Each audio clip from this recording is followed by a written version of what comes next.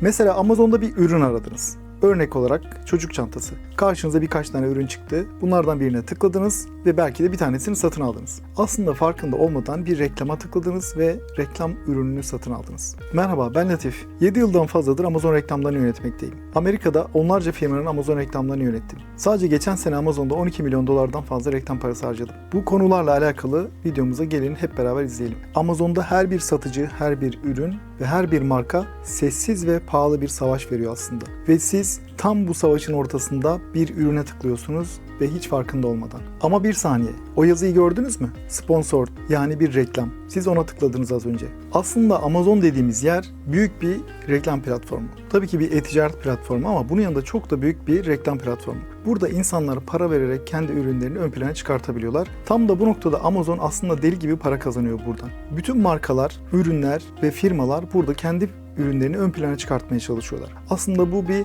ön plana çıkma savaşı. Sadece reklam savaşı değil. Markalar bilinirliklerini artırmak istiyorlar. Bu yüzden reklam veriyorlar ve pazar paylarını yükseltmeye çalışıyorlar. Aslında Amazon reklamları bir savaş gibi. Bir savaş meydanı gibi bir Amazon yani. Bir tarafta ok atan insanlar, bir tarafta tanklılar, bir tarafta zırhlı birlikler, bir tarafta hava savunma sistemleri en iyi stratejiyi ve silahı kullanan aslında savaşı kazanmış oluyor ve ürününü ön plana çıkartıp sizin tıklamanızı kazanmış oluyor. Bu her bir kelime için ayrı, her bir ürün için ayrı bir savaş, her saniye devam eden bir savaş aslında. Amazon reklamları genel olarak şu şekilde çalışıyor. Bir restoran düşünün. Bir restorana gittiğinizde menünün en başındaki yemekleri tercih etmek istiyorsunuz değil mi? İşte oraya o yemekleri getiren, koyan aslında onların verdikleri para. Yani kim daha fazla para verirse o kendi yemeğin daha üstte görünüyor. Bunu şöyle düşünün. Bazen Amazon'da gördüğünüz bir ürünün satılması için belki o firma 10 dolar reklam vermiş olabilir. Yani sizin bir tıklamanız 10 dolar harcatmış olabilir. Yani o firma 10 dolar harcayıp bir tane ürünü sattırıyor. Fakat bu satış onun rankingini artırdığı için organik olarak da daha ön plana çıkmasını sağlıyor diyebiliriz. Aslında ön plana çıkmanın yarışını yapıyorlar reklam vererek. Peki o zaman bu reklam verenler kim ve neden veriyorlar? Sizin ürününüz dünyanın en güzel ürünü olabilir. Çok kaliteli bir ürün olabilir ama kimse bunu görmeyecektir. Çünkü Amazon'da yüzlerce sayfa var ve siz ilk birkaç sayfaya çıkmazsanız ürününüzü kimse görmeyecek. Yeni başladıysanız ürününüzü tanıtmak için, ön plana çıkartmak için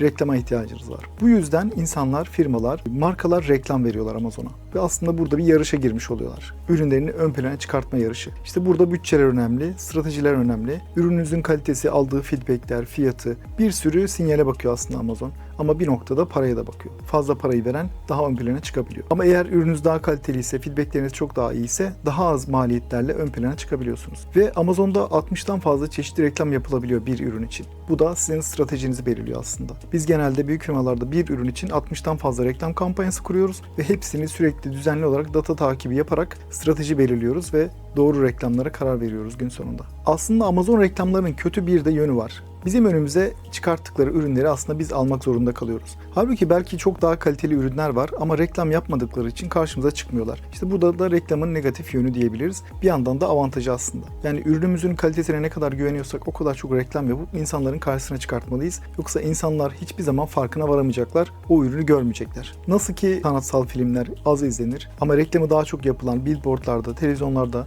daha çok gördüğümüz filmler daha çok izlenir. Aynı bunun gibi. Yani insanların karşısına çıkartmak gerekiyor ürünleri. Bu yüzden de reklam yapıyoruz. Size büyük firmaların reklam stratejilerinden bir tanesini paylaşayım mesela. Reklamda firmaların asıl amacı aslında ürünlerini ön plana çıkartmak ve göstermek. Ve buradan elde ettikleri rankingle yani ürünlerini organik olarak ön plana çıkartma etkisiyle toplam satışlarını artırmak. Buna incremental sales diyorlar. Örnek veriyorum, 3 haftalık bir test yapalım. Ürünümüzün reklamını artıralım. Reklam satışı doğal olarak artacak. Ama bunun yanında organik satışın da arttığını göreceksiniz. İşte bu organik satıştan dolayı toplam satışımızın yükselmesi aslında incremental sales. Büyük firmaların asıl amacı bu oluyor. Bazen reklamlar verimsiz olabilir.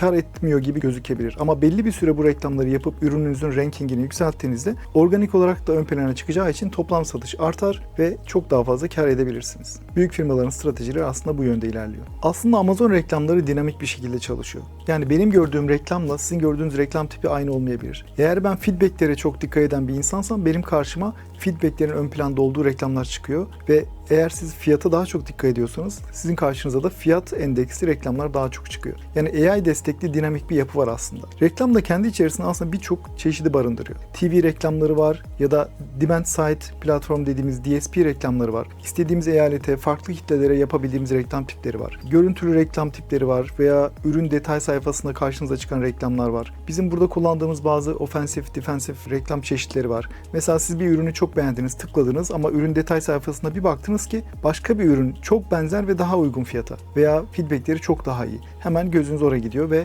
oraya tıklayabiliyorsunuz. Aslında bu da bir reklam stratejisi. Büyük markalar kendi ürünlerin altına kendi reklamlarını da veriyorlar ki müşterileri başka yere gitmesin diye. Bunun tam tersi rakip firmaların da ürünlerin detay sayfalarında reklam vererek onlardan müşteri çalmaya çalışıyorlar. Aslında savaş ürün detay sayfasında bile devam ediyor. Mesela bizim çok kullandığımız bir reklam stratejisi var Amazon'da. Bazen bir ürünü ön plana çıkartıyoruz ama amacımız o ürünü satmak olmuyor. O ürünün yanında başka bir ürünü satmak oluyor. Bunu Apple da çok kullanıyor bu taktiği. Burada Hello Sales efekt dediğimiz bir şey var. Hello Sales. İnsanlar bu ürüne tıklıyor fakat satın aldıkları ürün bizim başka bir ürünümüz. O ürünün bir varyasyonu veya farklı bir rengi veya farklı bir size'ı veya o ürünle müşteriyi kendimize çekip kendi store'umuza tıklatıp başka bir ürünü satın aldırıyor olabiliriz. Bunu dataları analiz ederek ortaya çıkartabiliyoruz ve buna yatırım yapabiliyoruz. Bunun gibi ürün detay sayfalarında da mesela yani defensif kampanya dediğimiz kampanyalarda biz ürün detay sayfalarına kendi ürünlerimizin reklamlarını yerleştiriyoruz ve buralardan inanılmaz satışlar elde ediyoruz. Yani normal bir reklama örnek veriyorum $5 vereceksek böyle bir reklama kendi ürünümüzün altına $1 reklam verip inanılmaz satış elde edebiliyoruz. Çok daha karlı satışlar elde edebiliyoruz. Bu da yine reklamcılıktaki bazı taktiklerden biri.